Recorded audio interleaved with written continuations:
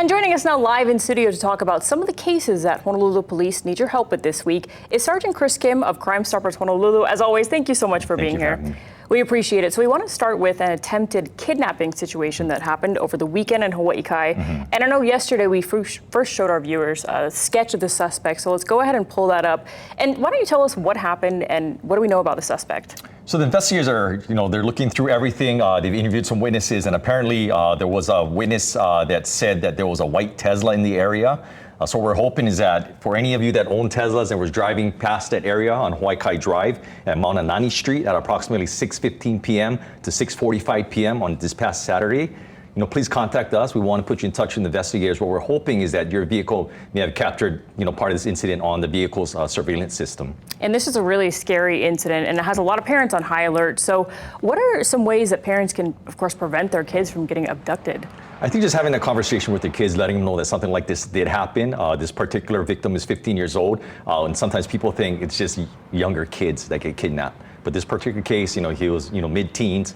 Having that conversation is telling your children just to be safe, knowing where their whereabouts are, don't talk to strangers, and of course, never ever get into a vehicle with someone that you don't know. Yeah, always good to keep in mind. Now, police also need the public's help finding a burglary suspect who stole from Oahu restaurant, right? Yes, on Wednesday, May 24, 2023, at approximately 8 o'clock a.m., this male was captured on video surveillance breaking into the local Moco drive-in in Oahu and stealing property from within. He's been described as an unknown male with a thin build, brown complexion. He's wearing a dark, short-sleeve hoodie, blue denim shorts, black and white shoes, and a black face mask. And you see it on video there. And then there's also another burglary suspect that's still on the loose after something that happened in Aiea. Yes, on Thursday, April 27, 2023, at about 6 o'clock p.m., this male broke into a home on Honolulu Street in the Aiea area. The complainant was on the second floor of his home, and the suspect went ahead and entered on the bottom floor, stole property, and fled. What we're telling people is that for those of you that live in multi-story homes, we see it kind of typically here where people leave their doors and windows open due to the trade winds to kind of cool the house down. But if you're not going to be in that particular part of the house, you might want to consider locking and securing your doors and windows. And that's really good to know because a lot of people do live in those types of homes here. And finally, a man wanted for allegedly using a machete to attack someone in an apparent road rage incident. Yeah, so for this incident happened on Friday, June 9th at about 8:18 p.m. The victim was involved in a road rage type incident with this male. He then assaulted the victim with a machete. He's been described as an unknown local male wearing a baseball cap, glasses, neon green shirt.